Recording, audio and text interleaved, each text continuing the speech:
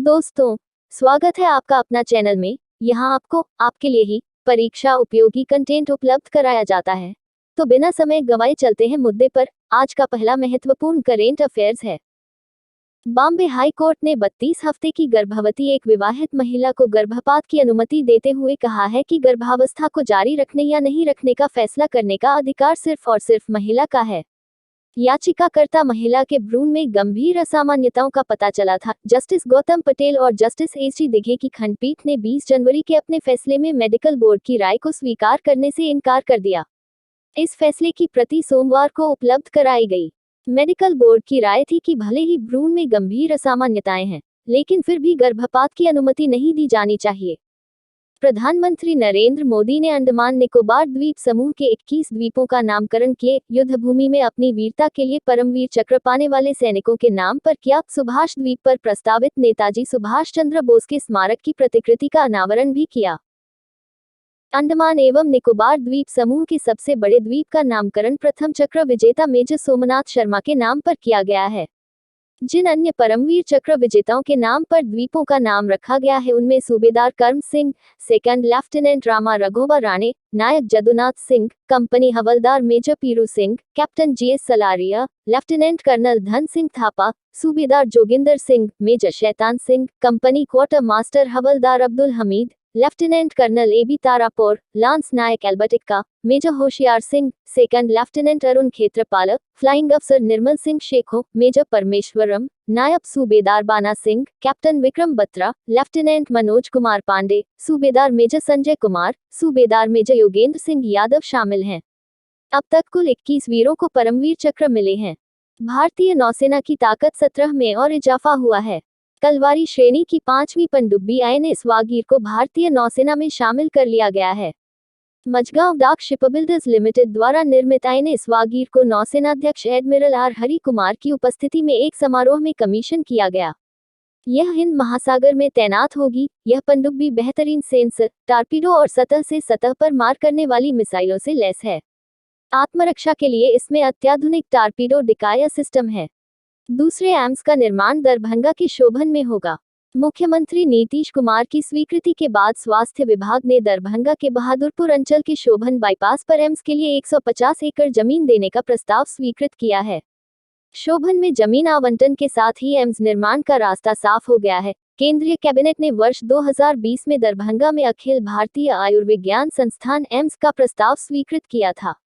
1264 करोड़ की लागत से बनने वाले एम्स के लिए जमीन आवंटन राज्य सरकार को करना था। चैनल में आगे बढ़ने से पहले यदि आपको चैनल के कंटेंट अच्छा लगता है तो आप सब्सक्राइब कर ले, जिससे मेरा मनोबल बना रहे और आप भी प्रतिदिन करेंट अफेयर्स से रूबरू होते रहेंगे। मुख्यमंत्री नीतीश कुमार 28 जनवरी से एक बार फिर समाधान यात्रा पर निकलेंगे। इस चरण में वे 11 जिलों का दौरा करेंगे और योजनाओं का जायजा लेंगे। 28 जनवरी को मुख्यमंत्री कैमूर जाएंगे। यहां वे योजनाओं का जायजा लेंगे और अधिकारियों के साथ बैठक भी करेंगे। 29 को वे खगड़िया जाएंगे। 30 और 31 को यात्रा प्रस्तावित नहीं है। 1 फरवरी को मुख्यमंत्री सुपौल जाएंगे। इसके अगले दिन 2 फरवरी को सहरसा, 3 फरवरी को अर्रिया, 4 फरवरी को किशनगंज का दौरा करेंगे। 5 फरवरी रविवार को मुख्यमंत्री कटिहार में होंगे। 6 फरवरी को वे बांका जाएंगे, जबकि 7 फरवरी को मुख्यमंत्री एक साथ 3 जिलों मुंगेर, लखीसराय और शेखपुरा में समाधान यात्रा पर होंगे। RBI ने बैंक लॉकर की सुरक्षा को लेकर जारी किए गए नए समझौता नियमों को लागू करने की अवधि बढ़ा दी है। इसके तहत बैंक अब चरणबद्ध तरीके से 31 दिसंबर 2023 तक ग्राहकों के साथ नया समझौता कर सकेंगे। RBI ने अगस्त 2021 में बैंकों से 1 जनवरी 2023 तक सभी मौजूदा ग्राहकों के साथ नया समझौता करने के लिए कहा था। RBI का कहना है कि बड़ी संख्या में लॉकर मालिकों ने नए समझौते पर हस्ताक्षर नहीं किए हैं। इस कारण बैंकों को चरणबद्ध तरीके से नए नियम लागू करने की छूट दी है। स्वदेशी तरीके से विकसित 5G और 4G दूरसंचार प्रौद्योगिकी की शुरुआत देश में इस वर्ष से शुरू हो जाएगी। हालांकि दुनिया को यह तकनीक अगले वर्ष मिलेगी। बिजनेस 2020 फोरम को संबोधित करते हुए मंत्री अश्वनी वैष्णव ने कहा कि दुनिया के सिर्फ 5 देशों के पास एंड-टू-एंड 4G 5G दूरसंचार प्रौद्योगिकी उपलब्ध है, लेकिन निजी सार्वजनिक भागीदारी से भारत ने भी अपनी प्रौद्योगिकी विकसित की है, जिसका परीक्षण 1 करोड़ कॉल एक साथ आने की स्थिति को ध्यान में रखकर किया गया है। बिहार में अब गांधीवादी विचार में डिग्री मिलेगी। तिलका मांझी भागलपुर वी के अंगीभूत कॉलेजों में अब स्नातक स्तर पर गांधीवादी विचार विभाग की पढ़ाई होगी। विश्वविद्यालय प्रशासन ने सभी अंगीभूत कॉलेजों के प्राचार्यों को पत्र लिखकर इस संबंध में आवश्यक प्रक्रिया पूरी कर विश्वविद्यालय को रिपोर्ट उपलब्ध कराने के निर्देश दिए हैं। आगामी बजट में नए टैक्स स्लैब के प्रारूप में बदलाव कर सकती है सरकार। इसका फायदा यह होगा कि नए टैक्स प्रारूप के प्रति लोगों को आकर्षण बढ़ेगा और करदाताओं को भी थोड़ी राहत मिल जाएगी। नए कर प्रारूप की घोषणा वित्त वर्ष 2020-21 के बजट में की गई थी। हालांकि पिछले 2 साल में नए टैक्स प्रारूप के प्रति आय करदाताओं के रुझान में कोई बढ़ोतरी नहीं हुई। मूल्यांकन वर्ष 2022-23 में 7.53 करोड़ आईटीआर दाखिल किए गए, जिसमें 50 लाख से भी कम आईटीआर नए टैक्स प्रारूप के तहत दाखिल किए गए। खाद्यान्न सुरक्षा के मद्देनजर फसलों की उत्पादकता बढ़ाने के लिए आम बजट में फसल सुरक्षा को खास तरजीह मिलने की संभावना है। कृषि क्षेत्र में फसलों की बुआई से लेकर कटाई, पोस्ट हार्वेस्टिंग तक की पूरी श्रृंखला में होने वाले नुकसान को रोकना किसानों के समक्ष गंभीर चुनौती है। मिट्टी की सेहत को दुरुस्त करने के साथ उन्नतशील बीजों, जीएम टेक्नोलॉजी, संतुलित फर्टिलाइजर और फसलों को रोगों से सुरक्षित करने वाली सभी कड़ियों को दुरुस्त करने पर जोर दिया जाएगा। फसल सुरक्षा को लेकर आम बजट में विशेष प्रावधान हो सकता है। आरबीआई ने बैंक लॉकर की सुरक्षा को लेकर जारी किए गए नए समझौता नियमों को लागू करने की अवधि बढ़ा दी है।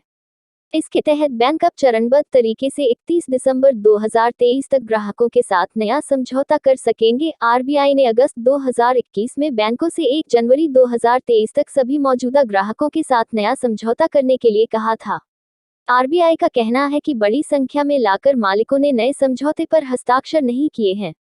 इस कारण बैंकों को चरणबद्ध तरीके से नए नियम लागू करने की छूट दी है।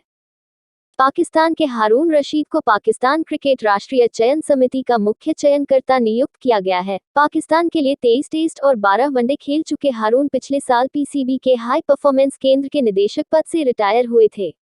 क्रिकेट प्रबंधन समिति ने शाहिद अफरीदी को अंतरिम मुख्य चयनकर्ता नियुक्त किया था।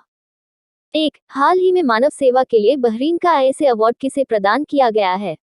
डॉक्टर संदूक रुइद 2 ब्रांड गार्जियनशिप इंडेक्स 2023 में किस भारतीय को ग्लोबल लेवल पर दूसरी रैंक प्राप्त हुई है? मुकेश अंबानी 3 राष्ट्रीय स्वास्थ्य प्राधिकरण के निदेशक के रूप में किसे नियुक्त किया गया है? प्रवीण शर्मा 4 भारत मिस्र जॉइंट ट्रेनिंग एक्सरसाइज साइक्लोन 1 का पहला संस्करण कहाँ आयोजित किया जा रहा है? राजस्थान 5 कौन सी कंपनी रेलवाया ग्राहकों के लिए इंटरनेट प्रोटोकॉल टेलीविजन यूपीटीवी सर्विस 26 जनवरी से लॉन्च करेगी? रेलटेल 6 किस कंपनी ने वर्ष 2022-23 के लिए वार्षिक प्रदर्शन लक्ष्य निर्धारित करने के लिए नवीन और नवीकरणीय ऊर्जा मंत्रालय के साथ एक समझौता ज्ञापन पर हस्ताक्षर किए हैं? IRDA IREDA। कोविड-19 के खिलाफ लड़ाई में भारत को एक और सफलता हासिल हुई है। इस जानलेवा संक्रामक रोग से बचाव करने वाली पहली देसी नेजल वैक्सीन अगले महीने फरवरी के पहले हफ्ते में बाजार में आ जाएगी। भारत बायोटेक कंपनी के मुताबिक इस वैक्सीन की कीमत बाजार में 900 रुपये होगी, जबकि भारत सरकार और राज्य सरकारों को इसकी आपूर्ति 325 रुपये में होगी। हैदराबाद स्थित भारत बायोटेक का कहना है नाक से दी जाने वाली इस बूस्टर डोज इनकोवैक के पहले, दूसरे और तीसरे चरण के क्लिनिकल ट्रायल सफल रहे हैं। भारत के साथ रिश्तों को सुधारने और भारत से हुए 3 युद्धों में सबक सीख लेने की बात करने वाले पाकिस्तान के पीएम शहबाज शरीफ इस साल के अंत तक भारत का दौरा कर सकते हैं। यह दौरा शंघाई सहयोग संगठन ASEAN की शिखर सम्मेलन के दौरान हो सकता है। G20 के साथ भारत इस वर्ष ASEAN की भी अध्यक्षता कर रहा है। अभी ASEAN के तहत विभिन्न सेक्टर में स्थापित कार्य समूहों की बैठक हो रही है और पाकिस्तान के प्रतिनिधि इसमें वर्चुअल तरीके से हिस्सा ले रहे हैं। हालांकि सोमवार को भारतीय अधिकारियों ने बताया है कि 27 जनवरी से 31 जनवरी को ASEAN का फिल्म फेस्टिवल मुंबई में होने हैं। पाकिस्तान में राष्ट्रीय ग्रिड फेल हो जाने से एक नई मुसीबत आ पड़ी। पावर सिस्टम फेल होने के बाद राजधानी इस्लामाबाद, कराची व लाहौर जैसे पाकिस्तान के बड़े शहरों में बिजली गुल होने से हाहाकार मच गया। देश के लगभग सभी प्रमुख शहरों में बिजली गुल होने से लोगों को तमाम परेशानियां झेलनी पड़ रही हैं। आर्थिक राजधानी कराची में सबसे बुरी स्थिति है। पेशावर शहर में बहुत से लोग बिजली न होने से पीने के पानी के लिए तरस गए। ऊर्जा मंत्रालय के अनुसार सोमवार सुबह 7:34 बजे नेशनल ग्रिड की फ्रीक्वेंसी का सिस्टम डाउन हो गया, जिससे ब्लैकआउट हो गया।